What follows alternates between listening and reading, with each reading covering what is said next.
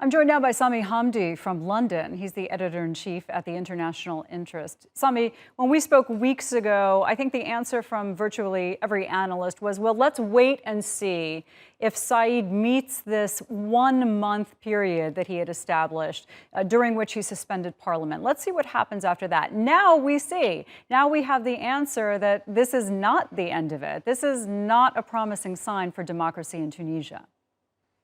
I think the supporters of Kais Saied made clear from day one. We had Sami Hamdi on the Tunisian television from the Tayar Demokrati Party, one of the loudest advocates for Kais Saied in recent times, essentially stating that Kais Saied needs 6 months of authority in order to dissolve the Al-Nahda party, get rid of them before he can actually bring back parliament. We've seen Kais Saied's brother, Naufal, who has been coming out and saying that there's more to come, and that Kais Saied is not going to be restoring the parliament. Essentially, in Tunisia, the narrative has not necessarily been if Kais Saied is going to extend this term, but rather how long he's going to keep this particular term. And it appears that whatever Joe Biden wrote in his handwritten letter that was delivered by Joey Wood, the Undersecretary of State, to Kais Saied last week or a week and a half ago, nothing in that letter suggested that the US was ready to apply any pressure whatsoever on Kais Saied in order to restore, between quotation marks, parliamentary democracy. And that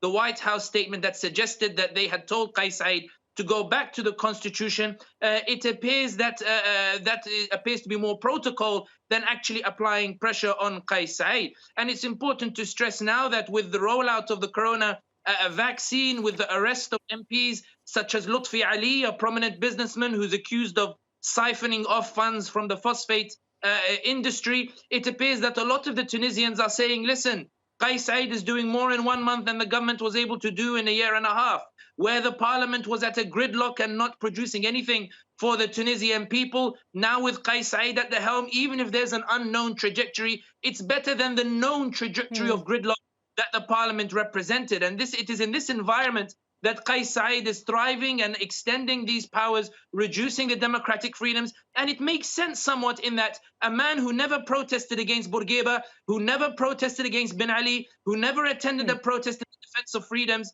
it makes sense that with the ease with which he's easily able to dispel the constitution, dispel the democratic rights, and assume power for himself. Where does it stand, this investigation that he said he had launched by the judiciary against some of his political rivals?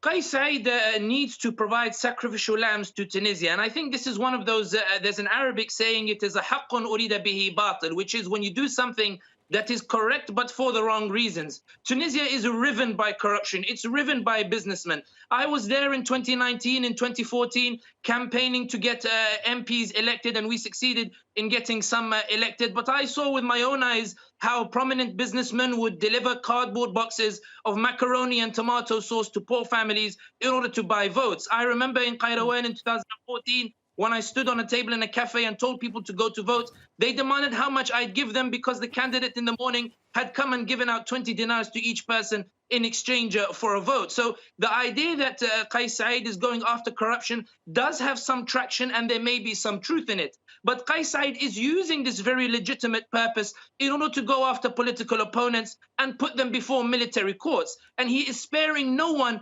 even those who called for Kais Saied to assume those powers. So you have Abir Musi, who today announced that 10 of her MPs are under investigation. Abir Musi was the one who essentially forced parliament to stop working by her consistent protest. We saw a Tayar Demokrati, which is a centrist leftist party, which was a loud supporter of Kais Saied. We saw one of its MPs being refused or being put on a list of no travel in the airport. And they were so stunned that even their supporters were being targeted by Kais Saied that they issued a rare rebuke of Kais Saied. But it's also important to stress one thing. What keeps the supporters of Kais Saied's bloc united is a vehement hatred of Al-Nahda, is this belief that if we go back to the constitution and go back to elections and go back to the democratic process, that while the people may all hate Al-Nahda, that doesn't mean that they're united in behind an alternative political party. And that if they go to elections, that small, that is Al-Nahda, remains larger than anything that any of the other parties